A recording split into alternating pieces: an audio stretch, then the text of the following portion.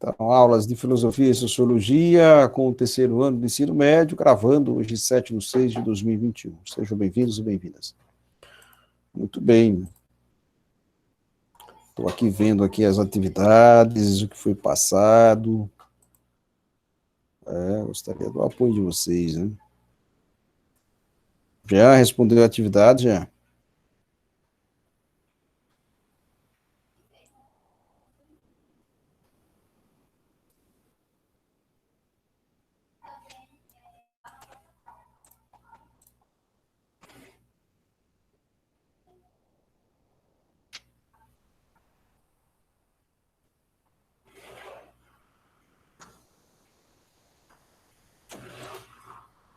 Só um momentinho aqui, viu, Tom? Espera aí, só um momento.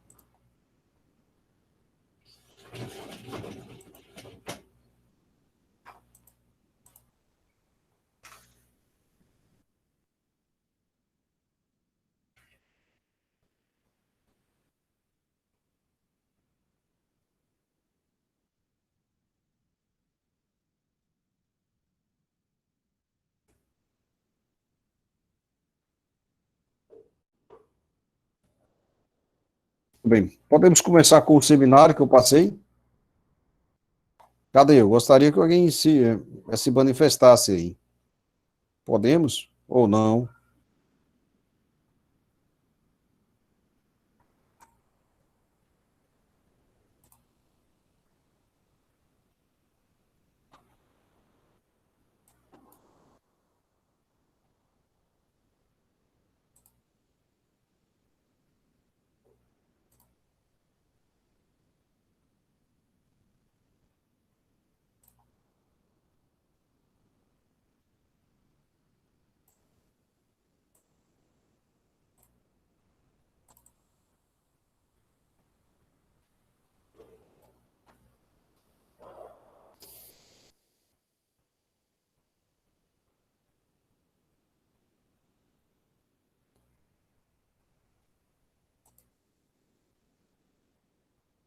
Ok, Franciele, ok, na escuta, ok. Ok, Franciele, bom dia.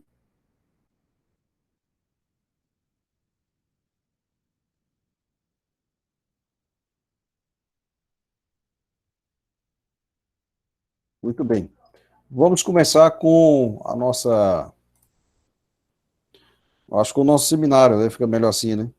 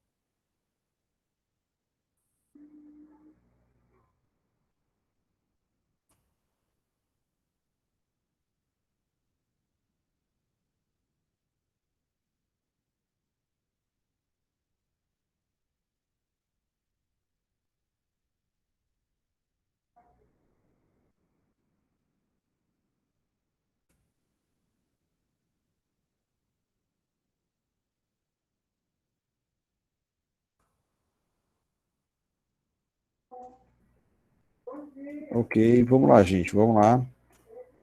É...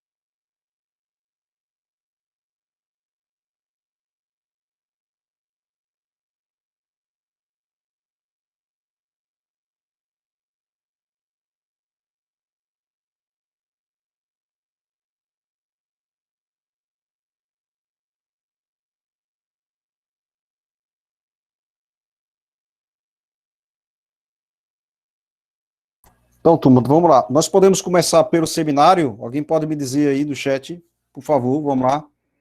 Eu já falei, mas ainda não falaram nada, né? Posso começar ou não? Vamos lá, quero escutá-los.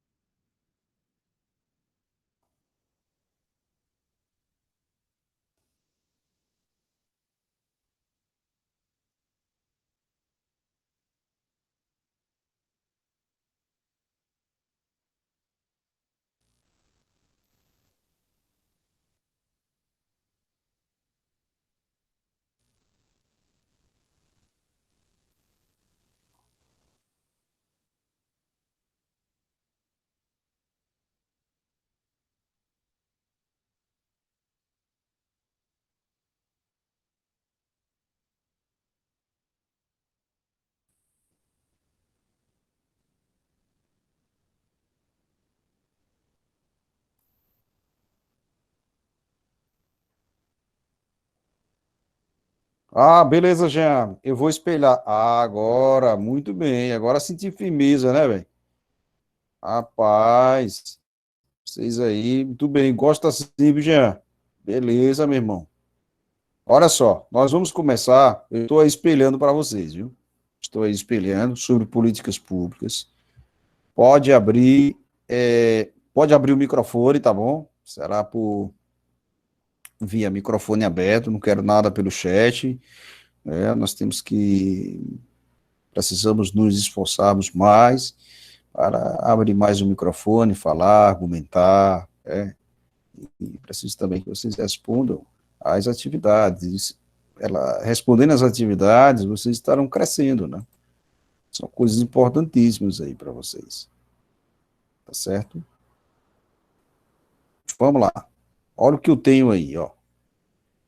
Primeiro grupo, Rayane, Alana, David e Rodrigo, tema políticas públicas voltadas para a saúde em Sergipe.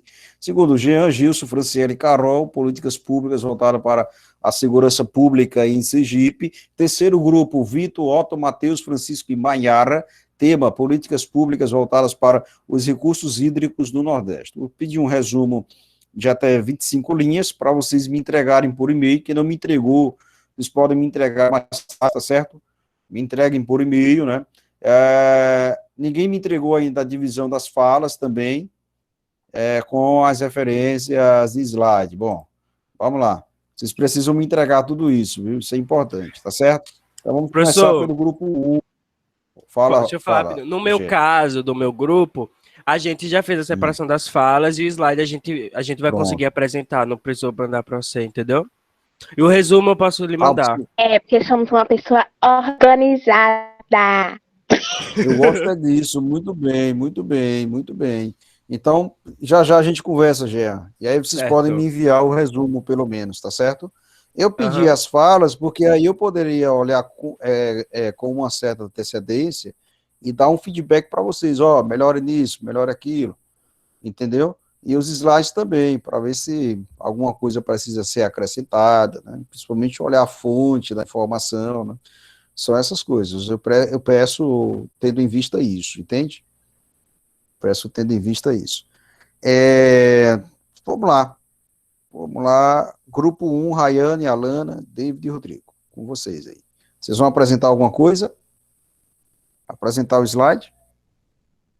Vão? Rayane, alô? Vão Oi, apresentar? professor. Professor, eu não tava entendendo nada, porque falou não sei o que lá, slide, aí depois falou em resumo, eu não sabia se era o resumo ou se era o slide, eu fiquei sem Não, entender meu filho, nada, os eu não slides é consegui isso fazer, que. não. Não, geralmente eu apresento para vocês os slides, né? Aí eu vi a É porque você fala não lá, e fez. eu fiquei, oxe, não é pra falar lá, A eu não tava fala é entendendo o nada. discurso, a fala é o discurso, é o que você vai apresentar, entendeu? Por exemplo, a fala de Rayane é essa. Você faz um texto de 10 linhas, Aí por não exemplo, era né? pra ter feito, A fala de tipo, Alana é essa.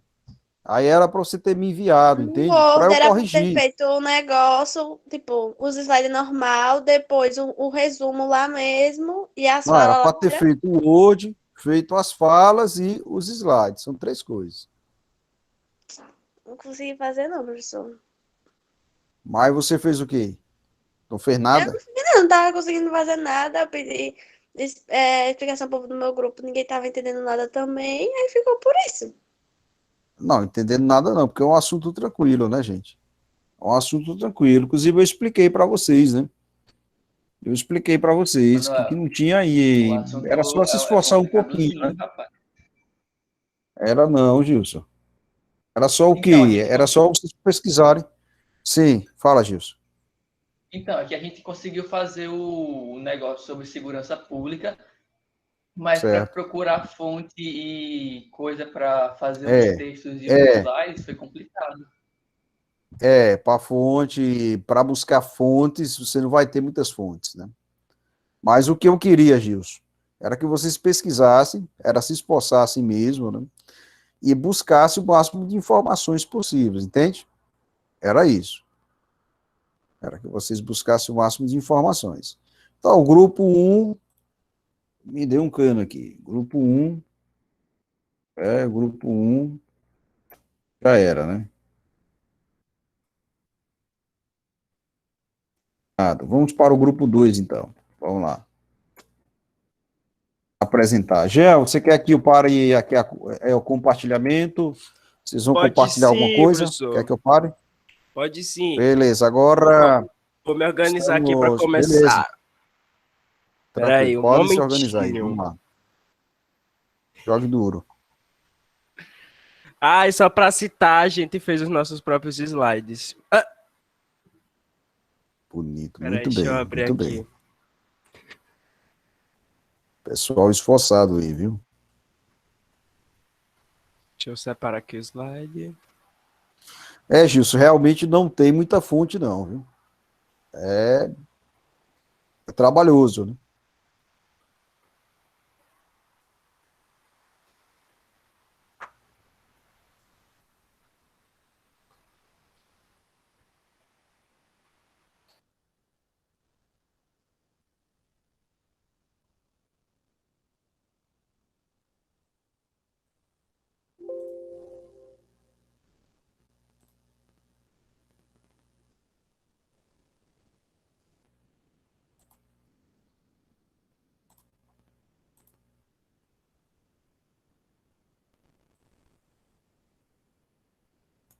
Tá, vou começar aqui, espera aí. Deixa eu colocar no centro aqui o que você for apresentar. Peraí, Deixa eu deixa eu centralizar aqui. aqui. O que você for apresentar, eu coloco no centro aqui, porque a aula está sendo gravada e aí aproveita-se para isso. Pronto. Tá compartilhando. Tá visível? Agora tá, Jean. Aí você vai ali no ícone. Jean aí dá você vai muito de em Manuel, aumentar. velho. Tá visível, professor? Está visível, sim, Tá muito sim, bem. meu filho. Agora Tá. você vai lá no íconezinho para você aumentar. Aumenta a tela. Eu botei já. Manuel, vai Não foi, precisar não? ler o resumo? Não. Ainda não. Oi? Não. Como é, Gilson? Aqui não foi, não. Vai precisar ler o resumo que a gente fez ou não? É a divisão de suas falas, né? Você vai precisar fazer a sua fala, né? Vocês fizeram a Não, mas divisão vai das precisar, falas? vai precisar Fizemos. ler o resumo que a gente fez de 25 linhas? Ou não? Não, não, não. Porque o resumo já é um quê? Já é o conteúdo da fala de vocês, né? O que vocês vão falar é preciso estar no resumo, entende? É só isso.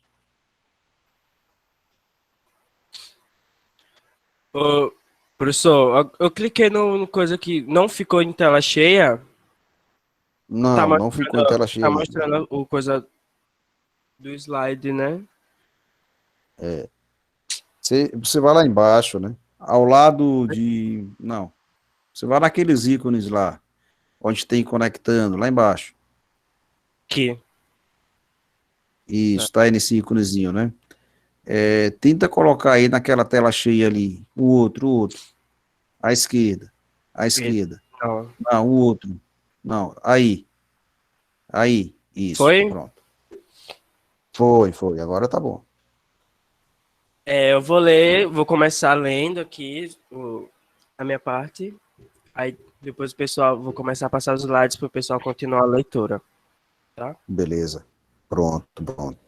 Agora só uma coisa, Jean. Quem não estiver seguro, viu, Gilson? Pode pegar uma fala aí, lê e explica, tá bom? Pode pegar uma parte do resumo, faça a leitura e explique. Só isso. Vou começar. Ok, Jean?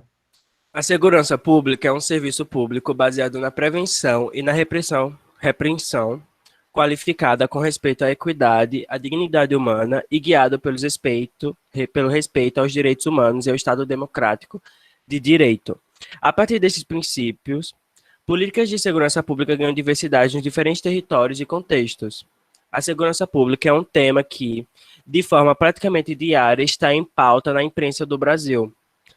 A sensação de insegurança somada ao medo está presente na vida de grande parte da sociedade civil brasileira, principalmente nos grandes centros urbanos, assim como o acesso à saúde, educação e à moradia. A garantia de ir e vir com segurança é um direito fundamental previsto pela Constituição Federal de 1988, sendo dever do Estado assegurá-lo. Tá? Aí agora eu vou trazer um questionamento, né? Quem é responsável pela segurança pública no Brasil, né?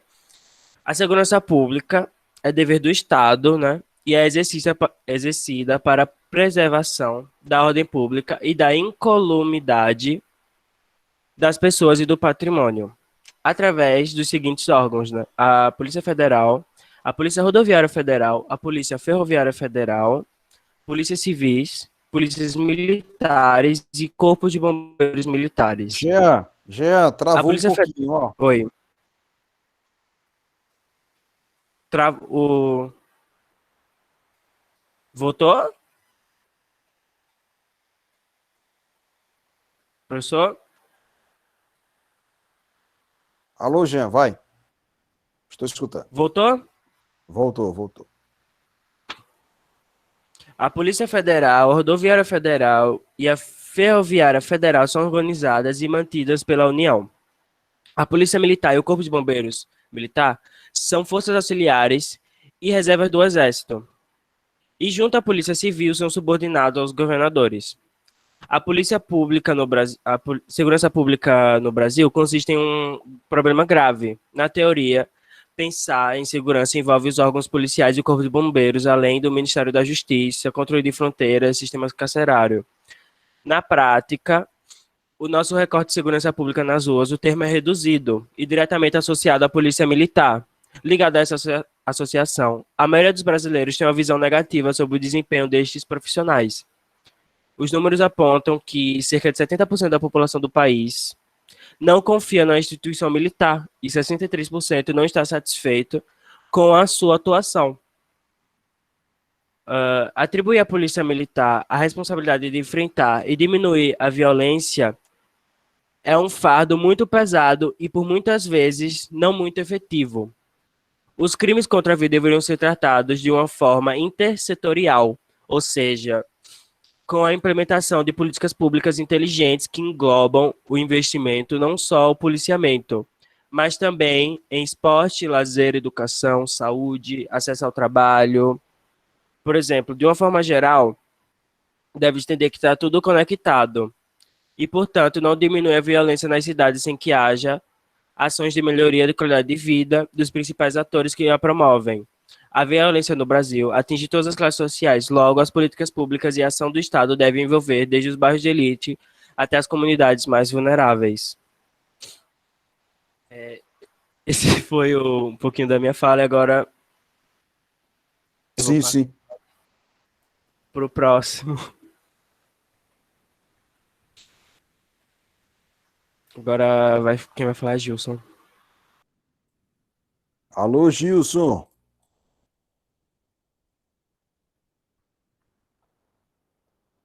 Calma, Gilson tá preparando a dicção. Beleza. É o nosso filósofo aí, viu?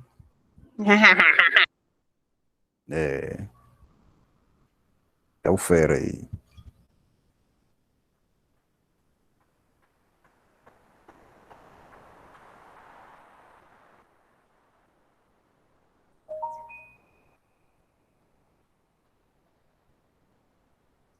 Alô? Alô, câmbio. Alô, Gilson. A palavra é sua, viu? Ok. Primeira vez que o microfone deu problema. Beleza. Logo agora, rapaz. Tá. Mas acontece, vai. Ok. Eu vou falar basicamente sobre a segurança pública. Sim, sim. Aqui. A segurança pública Gilson. não pode ser considerada apenas... Oi. Depois explique para a Franciele o que é política pública. Depois que você lê. E para todo mundo. Vai lá, continua. Eu sou só muito que uma fala que vai, a gente tem uma fala que vai explicar. Ô, Jean, você não está passando os slides, não? Não, é porque vai começar quando for a parte das meninas. Exato. Calma. Ah, Eu vou falar. entendi. Pode passar o slide. Ah, certo. Não precisa Porque não, assim, porque as falas são depois. não precisa. Pode Ah, continuar. então tá bom então. Tá Você bom, pode desculpa continuar aí, aí. que depois a gente apresenta com o slide. Ah, Eu pronto, e beleza. Franciele. Essa explicação oral de vocês é muito importante para a gente já montar um conhecimento básico sobre o que são políticas públicas voltadas para a segurança pública em Sergipe. Então, é por isso que é necessário estar atento, né, ao que se fala, e a cada palavra a que se fala. Vai lá, Gilson. Tá, ok. A minha fala está voltada para explicar o que é a segurança pública. A segurança pública é uma medida, ela não pode ser considerada uma medida repreensiva, mas sim um sistema que abrange as várias classes sociais e é otimizado para prevenção, coerção, justiça, saúde e salvaguarda dos direitos. O processo de segurança pública começa com a prevenção e, por fim, repara os danos, trata a causa e reintegra o agressor na sociedade. Ou seja, toda a área do... Eu apertei o botão errado aqui. Todo o sistema de segurança pública está voltado para, basicamente, vamos dizer assim, deter um indivíduo e conseguir fazer todo o processo de reintegrar ele à sociedade, voltar ele a um cidadão que possa conviver em sociedade como uma pessoa normal. Esse sistema deve ser utilizado, pois depende de decisões rápidas, soluções e resultados imediatos, sendo a ordem pública um estado de paz, silêncio e tranquilidade, que deve ser o mesmo para todas as pessoas de todas as classes sociais. Sendo assim, a proteção dos direitos do cidadão só será mais ampla se for aplicado o conceito de segurança pública. A prioridade é a proteção dos direitos do cidadão. Basicamente, na maioria dos casos, é sempre necessário que, vamos assim, um policial haja pensando nos direitos básicos do cidadão, não fazer nada, não fazer nada que fira com os direitos humanos, sabe? Não seja nada que seja escatológico, que vá ferir, vamos dizer assim, o orgulho não, mas uma coisa que não mexa com, vamos dizer assim, a sanidade de uma pessoa, sabe? Pronto, perfeito, que o policial não tire vantagem do seu poder para usar isso contra uma pessoa, basicamente. Isso é basicamente uma coisa que deve ser aplicada no conceito de segurança pública também. Aqui, para finalizar, temos aqui temos a política de segurança nacional, que é o conjunto de projetos e diretrizes com o objetivo de criar uma estratégia de segurança pública, que precisa ser implementada em pelo menos 3 níveis, e de forma coordenada e integrada, visando a prevenção da vida e a manutenção da ordem pública, com pensamento futuro de manter uma paz social, o máximo de paz social possível, sabe? Esse é basicamente o objetivo da segurança pública. É isso. Essa é a minha explicação, vamos dizer assim, breve, né, sobre o conceito de segurança pública sobre o assunto.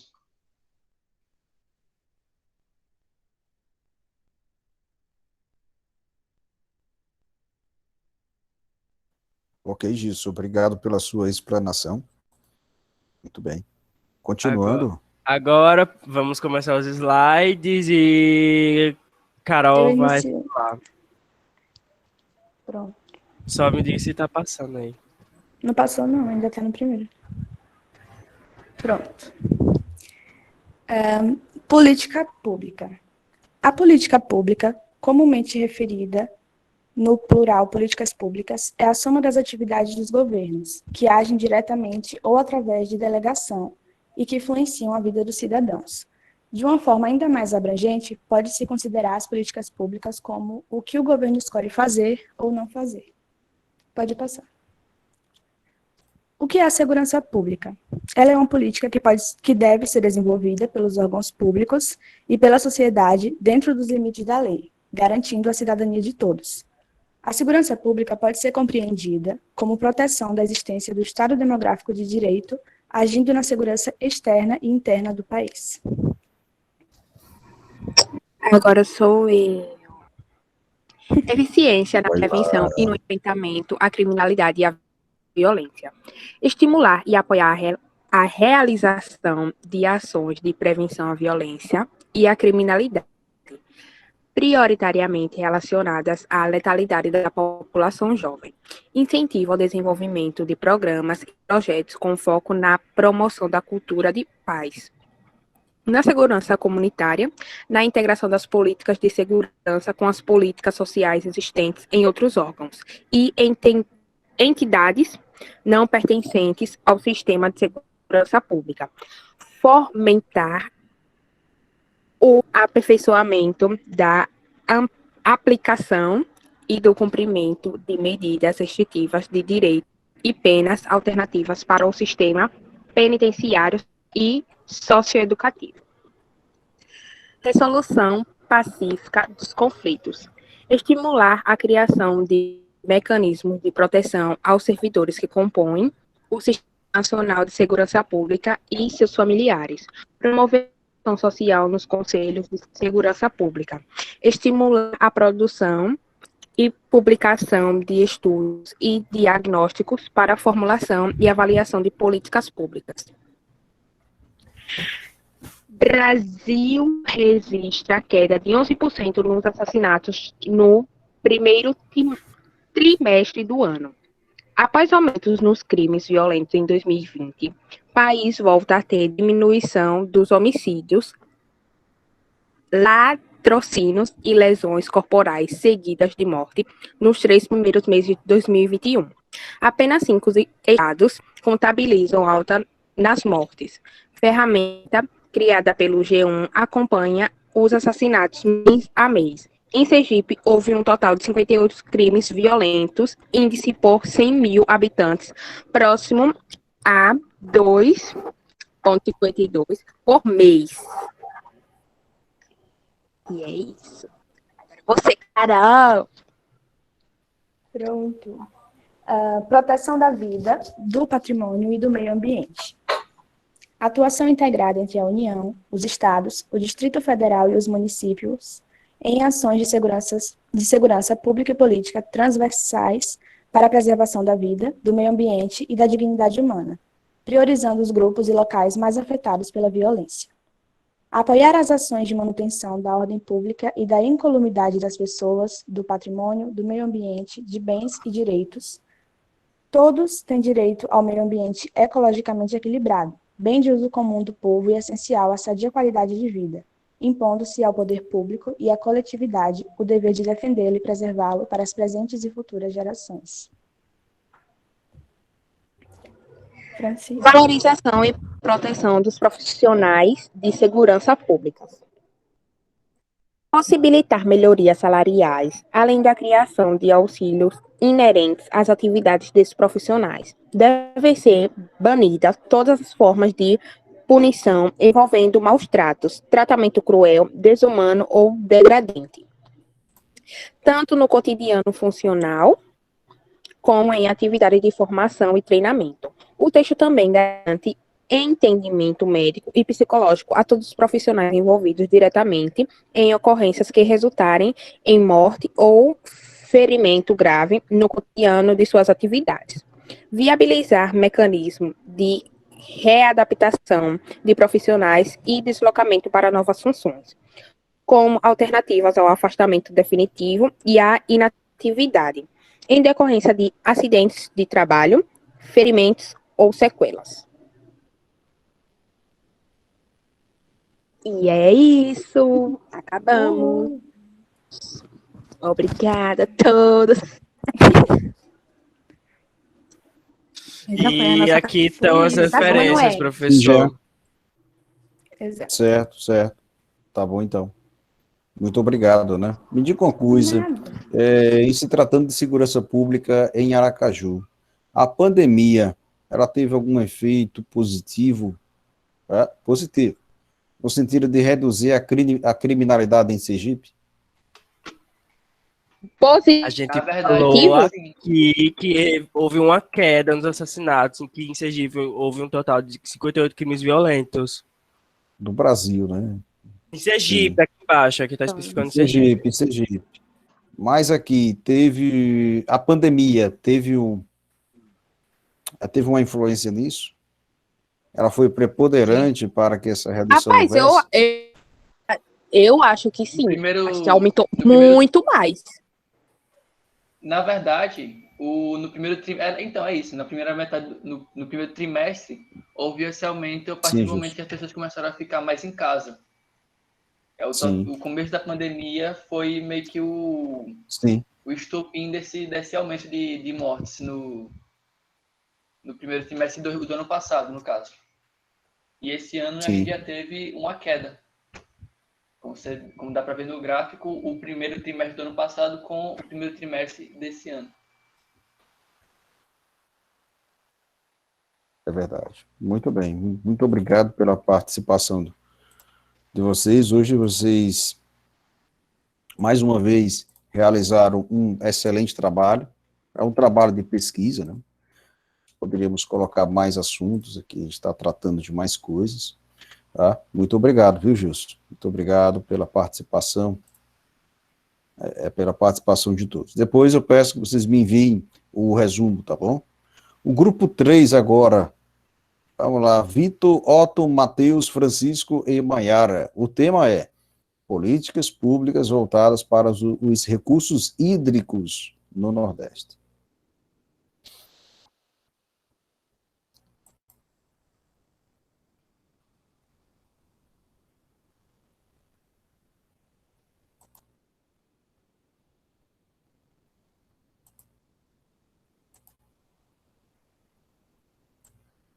Grupo 3, alô, alô, grupo 3.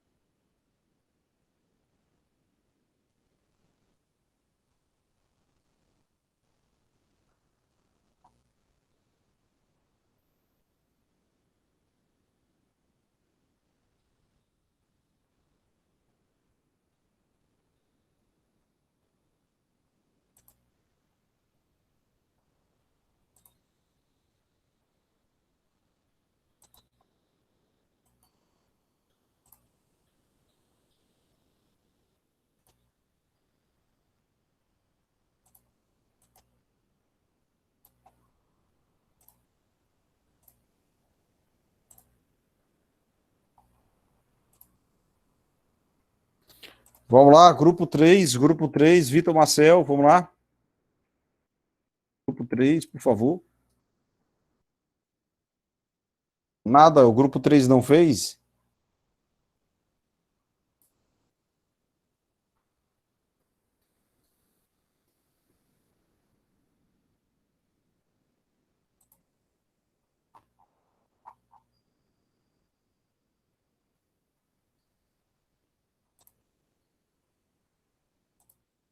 Eu vou esperar o grupo 3 falar comigo aí, né? Jean, você sabe alguma coisa do grupo 3?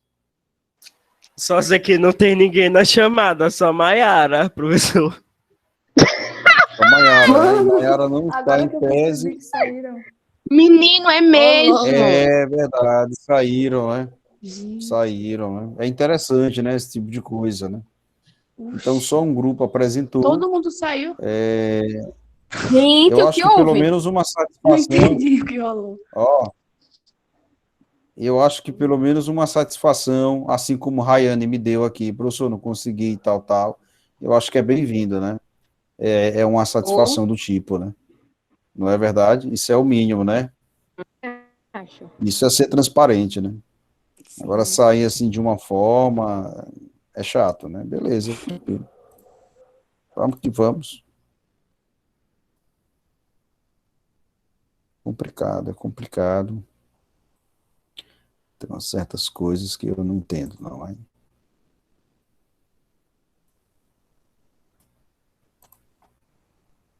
Vamos lá, estão visualizando aí formas de governo e partidos políticos? Vamos continuar aí a exposição desse capítulo, que são políticas públicas, né? Então, vimos que são, que é toda e qualquer ação realizada pelo governo, né? Em forma de ação, de programa, ou de decisão, ou em forma de decreto, né?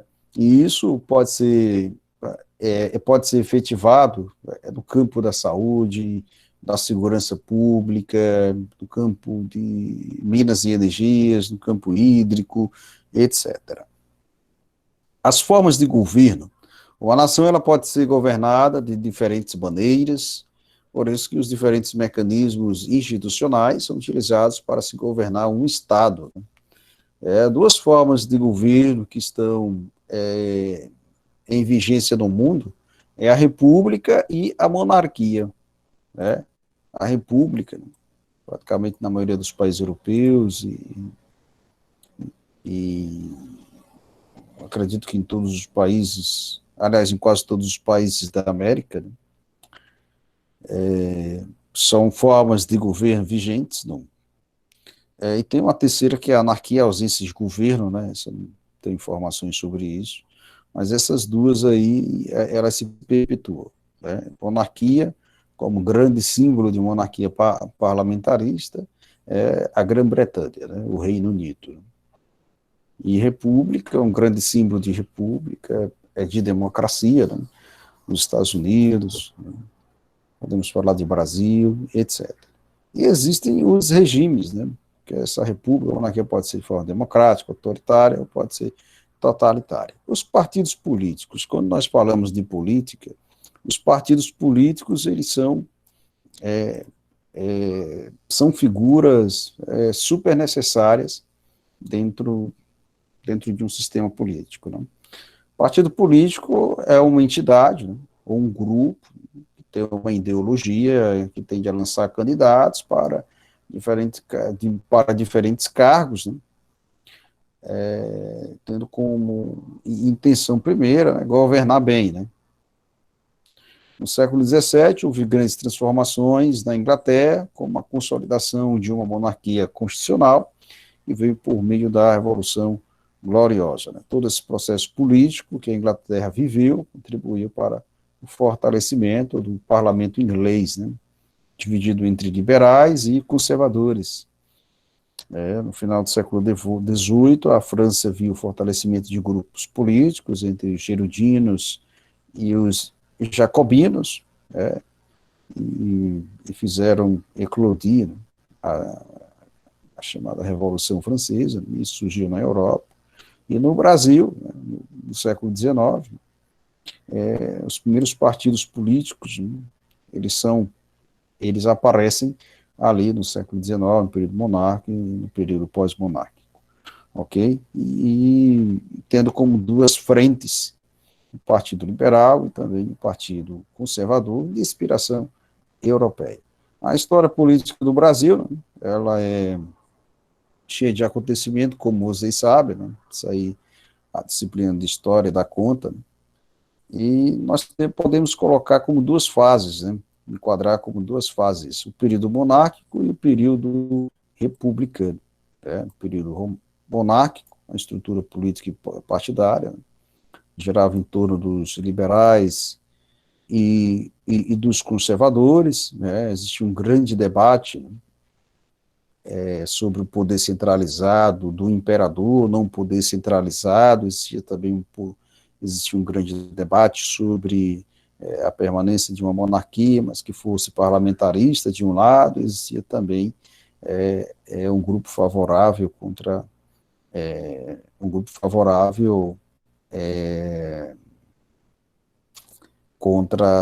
o poder centralizado do rei, em que a monarquia fosse extinta e a república ela viesse à tona, né? Isso aconteceu logo depois da chamada Lei Áurea, né? No período republicano, né? Essa primeira fase foi no período café com leite, com o domínio das oligarquias, São Paulo e Minas Gerais, e também com uma exaustiva presença, né, de uma rede de troca de valores, né? Código Eleitoral, instituído na Era Vargas, né, em 1932, e estabeleceu aí o chamado voto secreto, né? Concedeu aí voto, sufrágio universal feminino, a mulher poderia votar, e tornou também o voto obrigatório, né? Até os dias de hoje, ok? Depois veio o período da chamada Quarta República, né? E depois veio o período da consolidação democrática e da vida política partidária, né? Após o golpe de 1964 e a intervenção militar no Brasil, né, que descambou em uma ditadura. Só em 1988, com a Constituição, é que a nova república ela foi aberta novamente, o direito ao voto direto também veio à tona, e a nossa república hoje ela é presidencialista e acontece a cada 4 anos, tendo direito, né, para se disputar uma única reeleição. Bom, é isso que eu gostaria de ter tocado, de ter falado com vocês, tá certo? Tem um pouco aí de contexto latino-americano. Eu vou passar algumas atividades para vocês, certo? Sobre conflitos na América Latina. Eu vou passar as questões, anote já aí se vocês quiserem. Eu vou passar as questões 1, 2 e 3 de sociologia. Aliás, 1, 2, 3 e 4. Essa vai ser a nossa agenda. Eu vou enviar por e-mail, certo? Vai ficar tudo arrumadinho aí, certinho para vocês, tá certo? E aí, semana que vem a gente corrige e revisa, né? Tá certo? Essa é a agenda de sociologia. Ô, Gilson, depois me envia o resumo, tá? Beleza, Gilson? Me envia o resumo, por gentileza.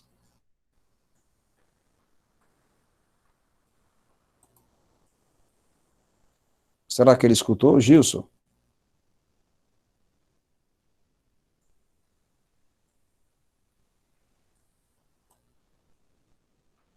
Valeu, obrigado, Gilson. Beleza. Cadê o seu Vitor Marcel? Vitor Marcel.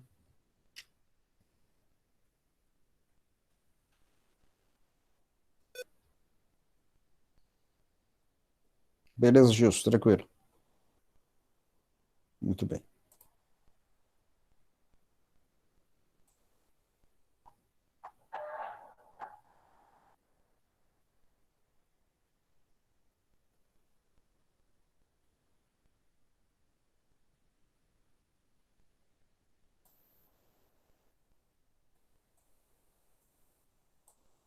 Vamos para a aula de filosofia, tá bom?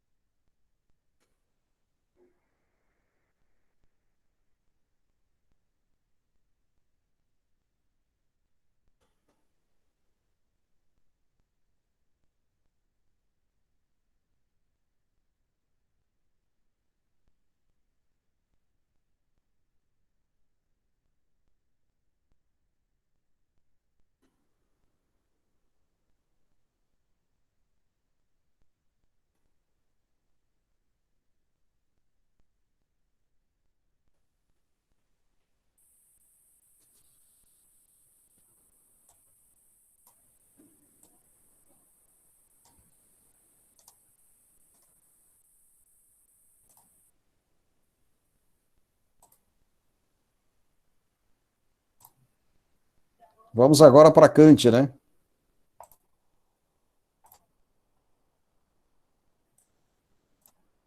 Não é isso? Segura o coração agora, viu?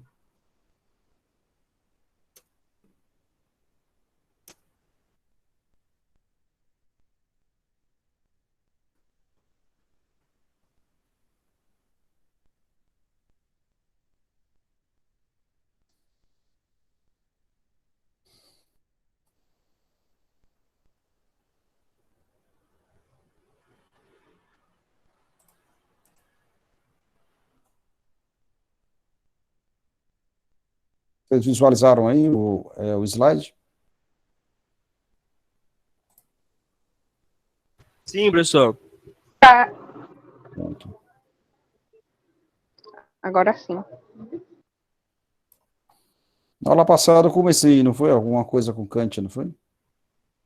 Fiz uma abertura, né, sobre o seu pensamento, né, a sua influência iluminista, e trabalhei também as principais ideias dele, o criticismo, idealismo, iluminismo, imperativo categórico, não foi isso? Alguém me confirma aí se foi isso?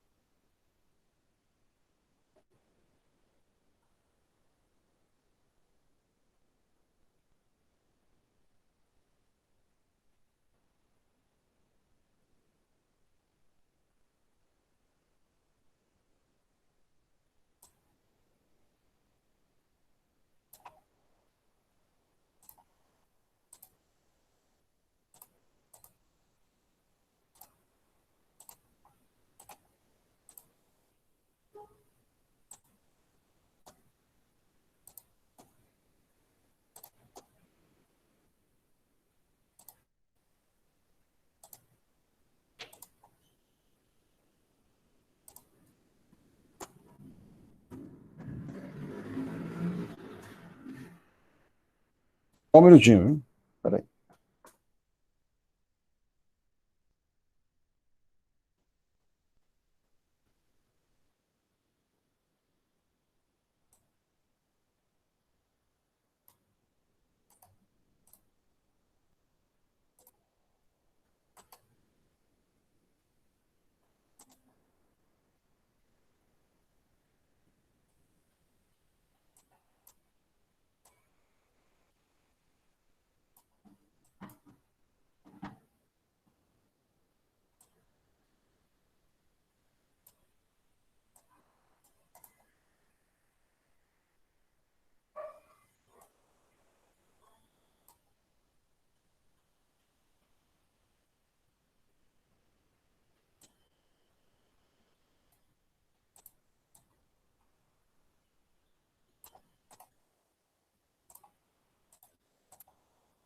Pronto, só um minuto.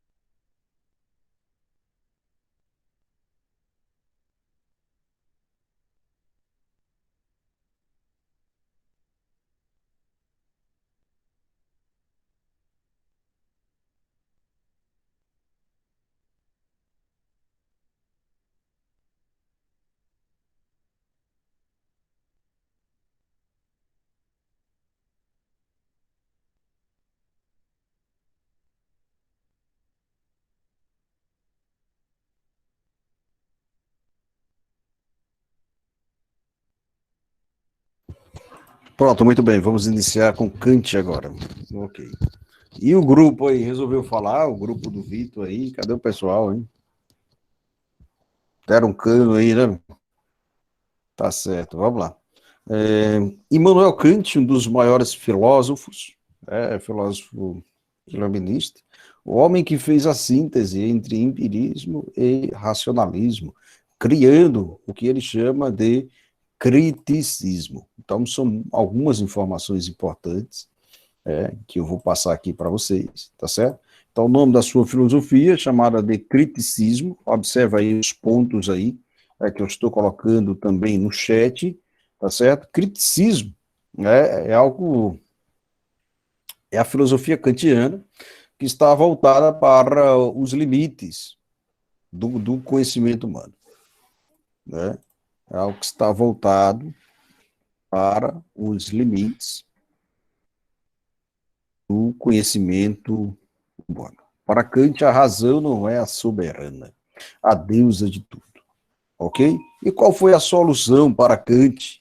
A solução de Kant, né, para o dilema entre racionalismo e empirismo. Racionalismo, a doutrina filosófica que acredita que o conhecimento é fruto da experiência, é isso? É empirismo, é empirismo. O empirismo diz que toda fonte de conhecimento provém da experiência, dos sentidos. O racionalismo, ratio do latim, que quer dizer razão, diz que toda fonte de conhecimento, ela provém da razão.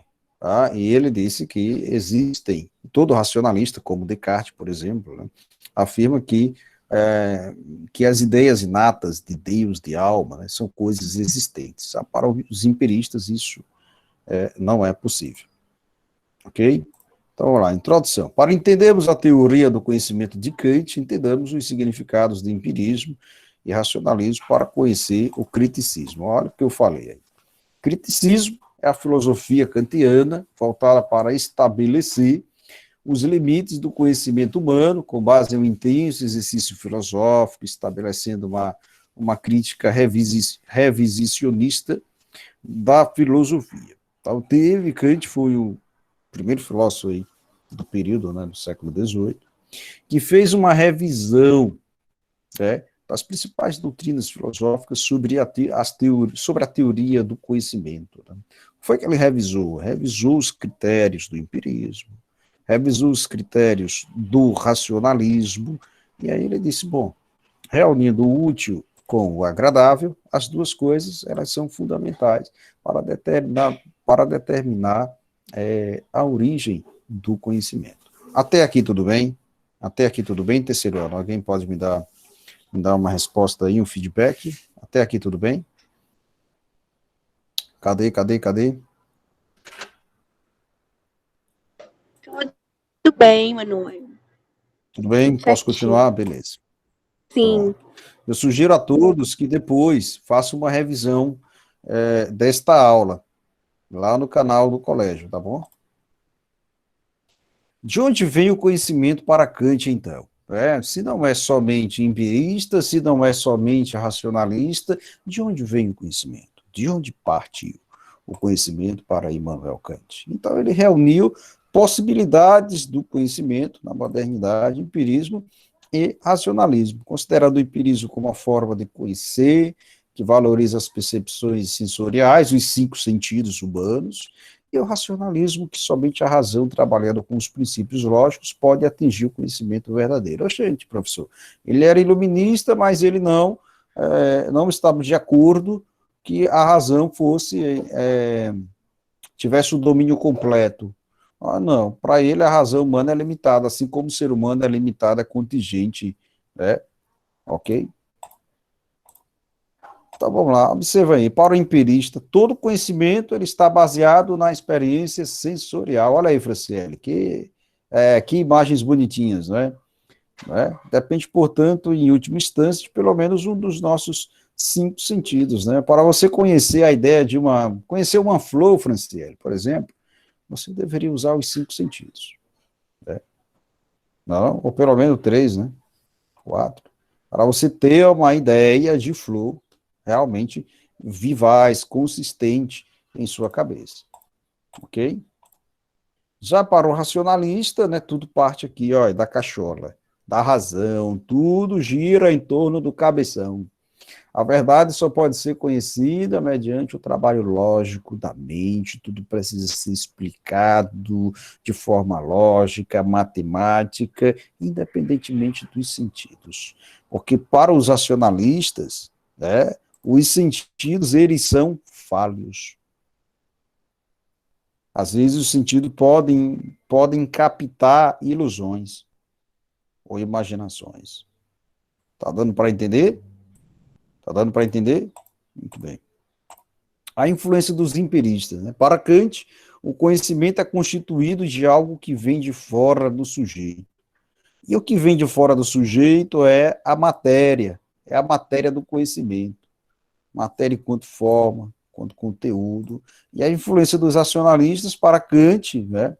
O conhecimento é constituído também de algo que já existe no ser humano. Ele precisa usar o seu espírito, a mente, né?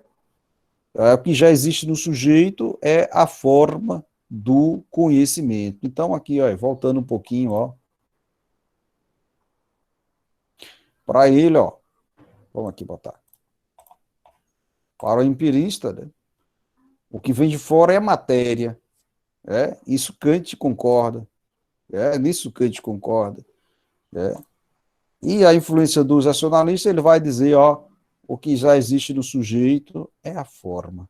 Porque é a mente que dá o desenho, dá a forma das coisas, né, de qualquer coisa existente. Você só pode ter um conhecimento sobre, por exemplo, uma flor, sobre o rio, sobre uma camisa, sobre o céu, né, quando você ilustra no espelho da sua mente. Beleza? Entendido até aqui? Então vamos lá, agora comece. Então, para ele, conhecimento é a reunião da matéria, que provém da experiência sensorial, mais a forma, que provém do racionalismo. Então, matéria do conhecimento se dá a posteriori, ou seja, ela se origina da experiência sensível. E a forma, ela é a priori, ela é anterior à experiência, parte da estrutura do sujeito, parte da mente, tá certo? E a estrutura da razão para ele pode ser entendida a partir de 3 estruturas ou faculdades a priori, né? A primeira é a sensibilidade, percepção, sentidos.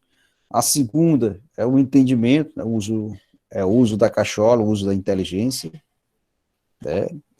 do intelecto. Terceiro, ele diz que a faculdade da razão propriamente dita, ela vai regular, né? Regular entendimento e sensibilidade, vai regular intelecto e regular também os sentidos. Ok? Então, a priori e a posteriori. Veja bem, temos aqui o desenho de uma cabeça humana, né? Imagem humana. O conceito, veja só, uma pessoa, observando uma garrafa, né? Conceito de garrafa, né?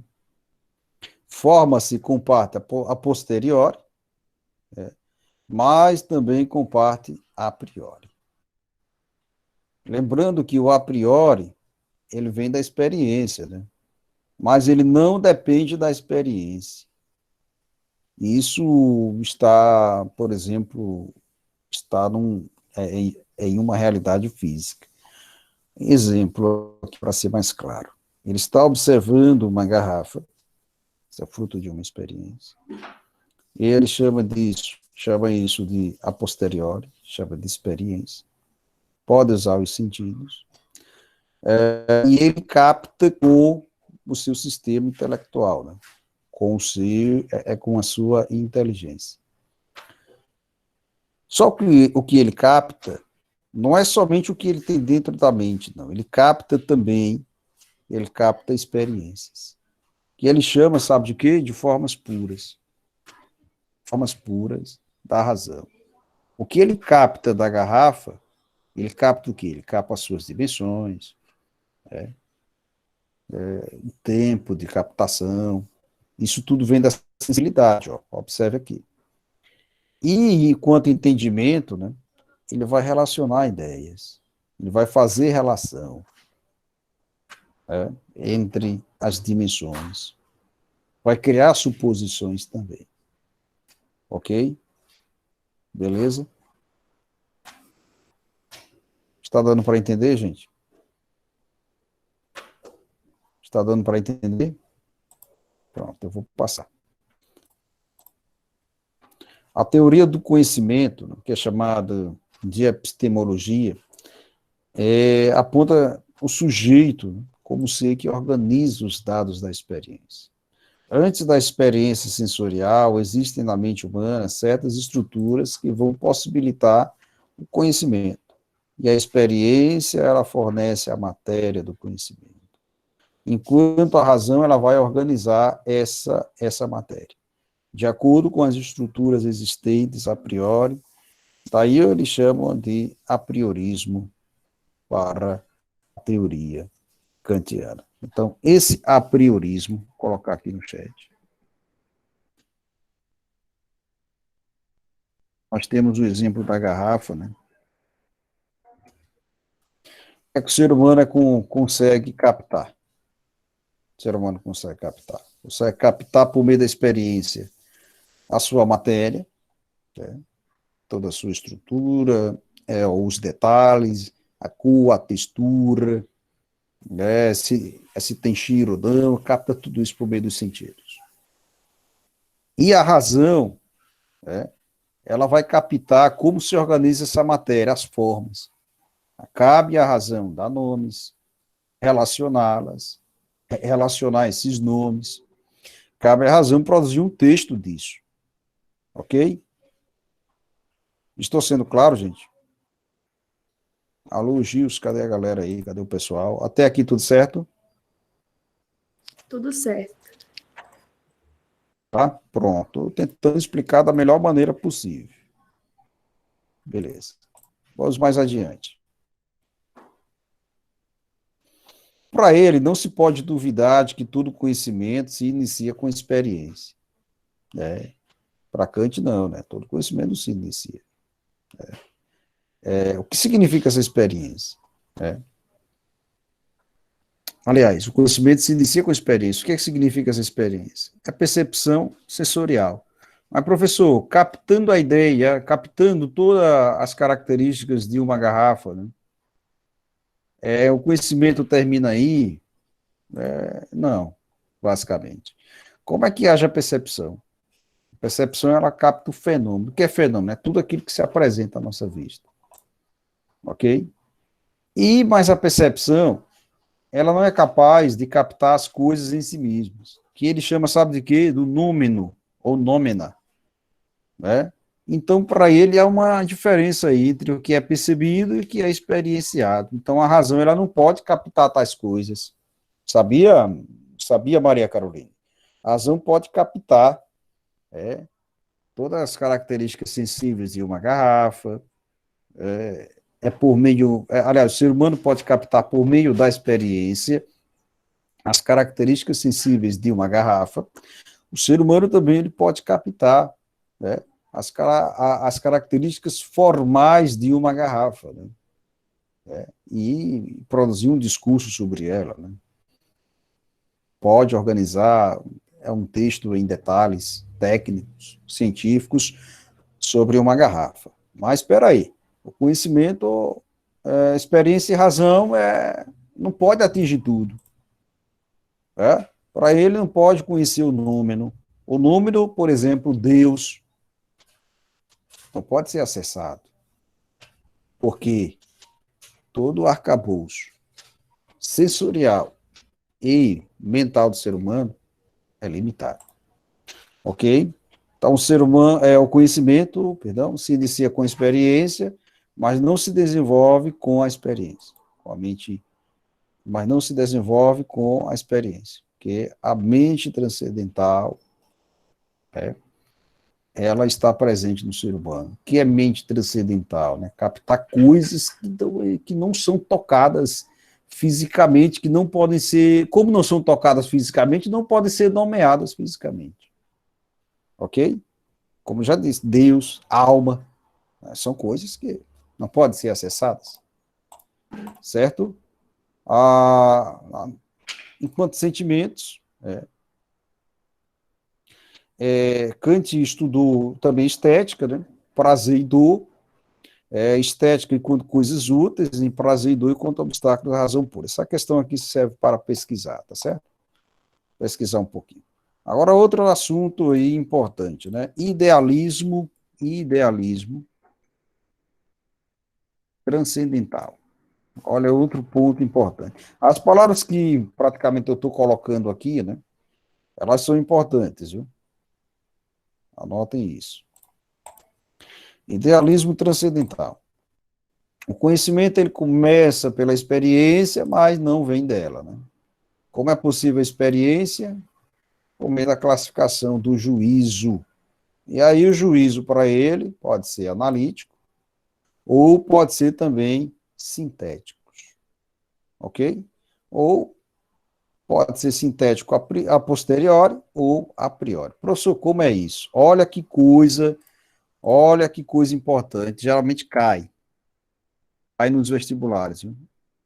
Classificação do juízo. Olha outro ponto importante. Essa classificação do juízo pode ser analítica ou sintética. Analítico é quando o predicado está dentro do sujeito, né? Isso pode ser a priori, né? Não precisa da experiência, da verdade, da razão, né? O pensamento pensado ao mesmo tempo pelo sujeito. Por exemplo, o triângulo tem 3 lados, né? Ninguém contesta. A esfera é redonda, né? Não pode ser quadrada, ninguém contesta isso. E o quadrado, ele tem 4 lados, ninguém também contesta, né? Isso é uma verdade. É uma verdade da razão. Então, não precisa de experiência, porque já é algo claro, ok? Já é um juízo analítico bastante claro, né? Predicado já está contido no sujeito, obviamente, ou seja, qual é a característica de um triângulo? É conter 3 lados. 3 lados já faz parte do sujeito triângulo. Redonda, né? Que é redonda, que é o predicado, né? Já é um predicado característico do sujeito esfera, né? A esfera é redonda. Ou alguém aí da sala já viu uma esfera quadrada? Eu nunca vi. Entendeu? Esfera redonda. Essa é a essência dela. E também o juízo, ele pode ser sintético, né? Quando o predicado não está contido no sujeito, né? Quando você dá algo novo para o sujeito, né? Nós vimos isso em gramática, em adjetivo, né? Veja, os sintéticos, eles podem ser a posteriori, observe aqui, essa é tudo mouse, ou pode ser a priori. A posteriori, professor, é antes, né? Aliás, a posteriori, depois. A priori, antes. A posteriori, ele precisa da experiência. A priori, não. A priori é algo universal. É necessário, né? Olha o que é a posteriori. Os habitantes de uma casa são velhos, né? Minha casa é verde. Não é uma verdade de juízo. É uma verdade de fato, né?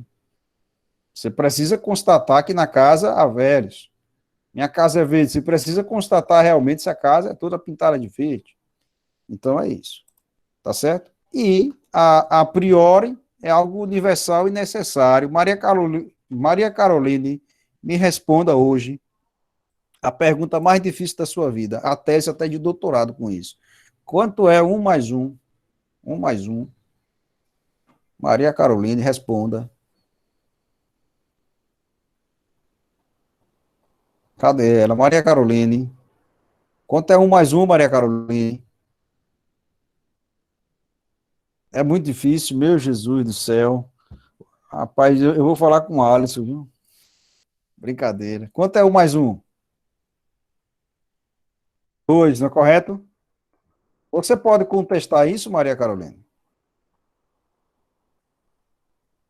É algo a priori, não é verdade? Não, falei, não estou brincando, não. Você está rindo aí. Eu não estou brincando, não. O mais 1 igual a 2, não é verdade? É uma verdade de fato. É universal. Ok? Você pode contestar isso? Hein, Gilson? Ou se o cara estiver doido, hein? 7 mais 5, 12, né? As operações aritméticas trabalham com juízos sintéticos a priori, ou seja, universais, sem necessidade de ter uma comprovação, porque são claros. Ok? A matemática não erra. Certo? A teoria dos juízos. Olha só, um resumo aí para vocês. Ó, grave esse resumo aí, ó. Teoria dos juízos. Resumindo aí para vocês. Podem ser analíticos a priori ou sintéticos a posteriori ou a priori. Né? A priori é esfera redonda, né? O efeito tem a sua causa. Né? O predicado ele está já no sujeito. Né? Por exemplo, dizer assim, o fogo queima. Diga aí, Jean. O fogo queima. Pera. A neve é fria. Vamos lá. Eu vou colocar enunciados aqui, vamos nos aproximar na lógica das proposições, né? Que é uma das A minhas água áreas de é estudo. Vamos lá. gelada. Ó, o fogo é quente. O fogo é quente. A neve é fria. Vamos lá, vamos entender filosofia na prática, né? Lógica na prática. A neve é fria, o fogo é quente, né? São juízos analíticos a priori, não é verdade? Juízos analíticos a priori. Por quê? O predicado, falando da maneira mais nordestinês possível, o predicado, macho, está dentro do sujeito. Então, quente é uma qualidade de fogo. Beleza? Entenderam aí? Isso ninguém pode negar, né? Só foi Camões. Camões quem negou isso, né? Diz que o fogo arde sem se ver, a ferida dói não se sente. Camões foi quem negou esse negócio. Né? Os sintéticos, ele pode ser a posteriori ou a priori. Né? A Terra não está contido no sujeito, né? Espera aí. A posteriori representa uma adição ao conhecimento, né? Então, pode ser a posteriori ou pode ser a priori. Né? A gente viu, a casa é virgem, né? A Terra é redonda. A Terra é redonda de fato, Jean? A NASA tirou uma foto e disse que a Terra é meio chata, né? Igual cabeça de cearense, né? Marte tem água. Isso não está presente no sujeito, né? A água não é a característica essencial de Marte. Tá certo? Sintético a priori, total de necessidade e de universalidade, né? Amplia as nossas relações, né? Toda mudança tem as suas causas. Toda causa tem seus efeitos. Para ser causa tem que ter efeito. A linha reta é a menor distância entre dois pontos. É a linha reta. É óbvio, né? É uma verdade da física. Vocês estão me entendendo? Em toda transmissão de movimento, a ação e reação são sempre contrárias uma à outra. É verdade. Uma ação é contrária a uma reação. É sintético a priori, é uma verdade de fato. Beleza? Deu para entender? Ou senão eu boto a música de Franciele aqui. Oh, não. Hein? Deu para entender, turma? Fala aí. Fala aí, o professor não endoidou não, viu? Fala aí. Tranquilo? Vocês querem almoçar? Eu sim. Daqui a pouco. Deu para entender, Jusão? Pronto, beleza. Só estou me sintonizando aqui um pouquinho, eu vou passar algumas questões de Kant para vocês. No ano passado vocês viram Kant, não foi? No ano passado, quem assistiu minha aula de Kant? Eu coloquei no canal, não foi isso? Vocês eram o segundo ano ainda, não era? Eu dei uma aula de Kant para vocês, então aí, ó. Praticamente quase chovendo no molhado. Né? O conhecimento humano, considerações finais, está confinado ao mundo fenomenal, o mundo construído sinteticamente que nós experienciamos. Então, o mundo ela é feito como um misto de experiência e razão, ok? Não se pode penetrar além do véu do mundo, o nominal, o número das coisas, elas mesmas. Você não pode atingir Deus. Até mesmo, acho que foi Paulo de Tarso, São Paulo, escreveu em uma das suas cartas que Deus é inacessível, né? Foi isso, Deus é uma luz inacessível. Não sei se foi carta aos Coríntios. Então, veja, uma verdade que já, né, que já os gregos, os judeus, já tinham. Né? Era uma verdade lógica. E Kant, obviamente, já leu os antigos, né? Kant legitimou o conhecimento no mundo de nossa experiência, excluiu o conhecimento da realidade última e da natureza da alma. Para Kant não valia a pena você estudar, viu, Gilson? A alma propriamente dita, né? Que é a alma? Nem Sócrates ousou a descobrir a essência da alma, né? Mas ele ousou a dizer que o ser humano precisa conhecer a si mesmo, né? Não é verdade? Então, gente, obrigado. Tamo junto mais uma vez. É Brasil. Ok. Passão de vocês aí. 11 horas e 48 minutos. 11 horas e 48 minutos. Eu vou deixar uma atividade para vocês de filosofia. É uma atividade de Kant, atividade extra. Né? Acho que dá para responder aí. Querem 4 questões a mais? Que envolvam sobre o idealismo kantiano, essas coisas? Quero um pouquinho a mais?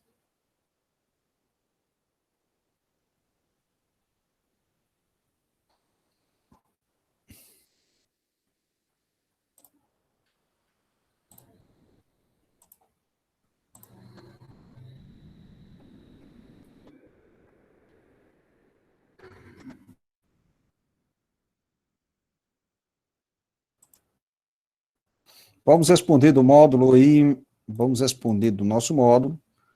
Deixa eu parar de compartilhar aqui, que a gente acaba esquecendo, né? Deixa eu ver aqui. O Meet mudou toda a interface dele, está mais bonito aqui, está legal. Gostei de ver aqui.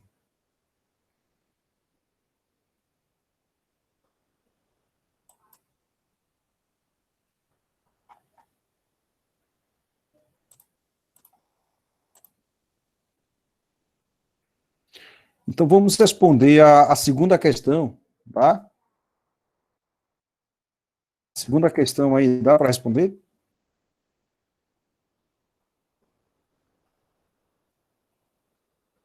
A segunda questão foi mais sobre imperativo categórico, né?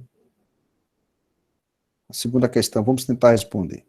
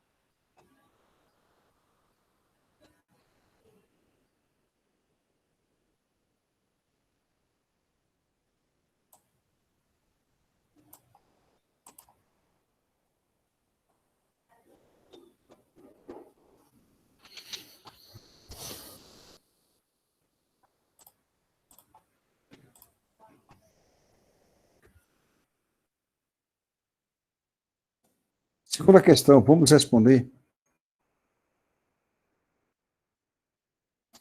Coloquem a resposta no chat, por favor, viu?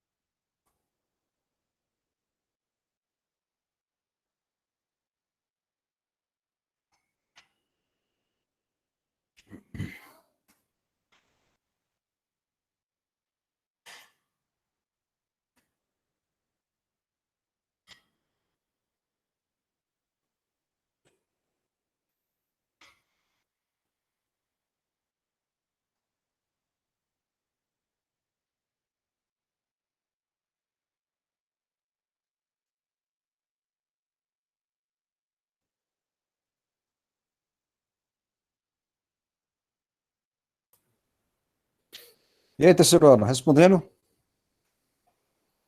Deixa eu me fazer a chamada novamente aqui.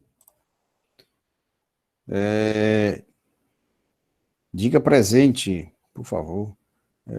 Alana, David, Franciele, Gilson, Jean, Maria Presente. Carolina, Maiara e Rayane. Ok.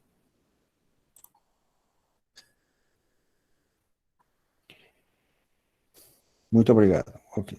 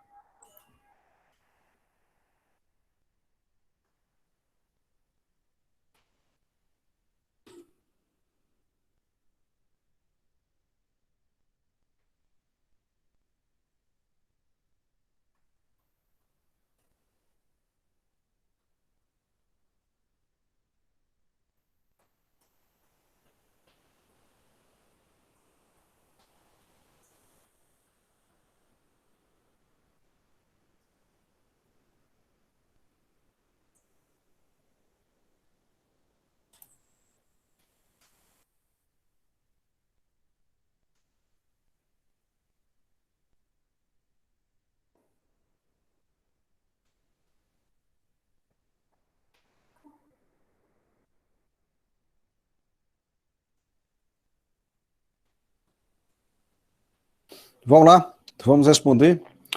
Me confirma aí se já chegou a agenda de hoje, por favor. Alguém pode me confirmar aí?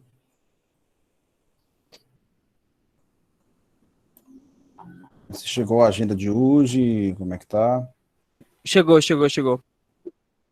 Pronto.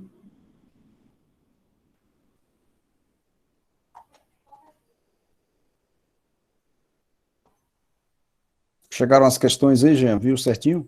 Chegou. Pronto. Semana que vem só vamos responder praticamente questões, né?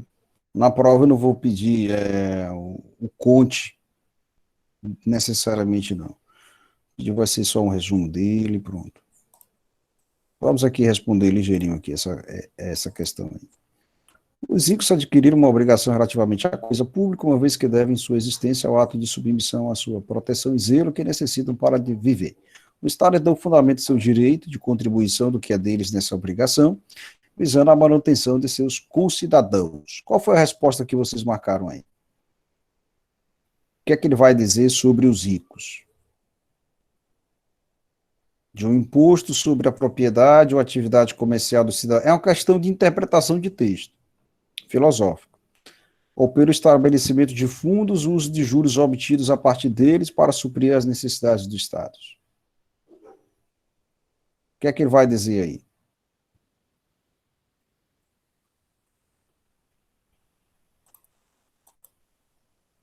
O que é que ele vai dizer? A letra B ou letra A?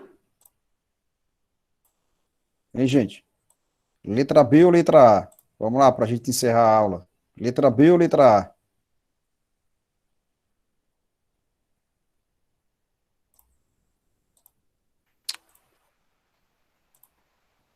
Letra B ou letra A? Nos três últimos, releia esse texto em casa. Nos três últimos, fala, Jean. Letra B. Os três últimos, as três últimas linhas já indicam isso, né? O Estado está autorizado a cobrar imposto dos cidadãos ricos para suprir as necessidades dos cidadãos pobres. Está no livro Metafísica dos Costumes. É só uma questão de interpretação. Beleza? Então, aula encerrada. Muito obrigado, bom almoço para vocês e até quinta-feira. Valeu.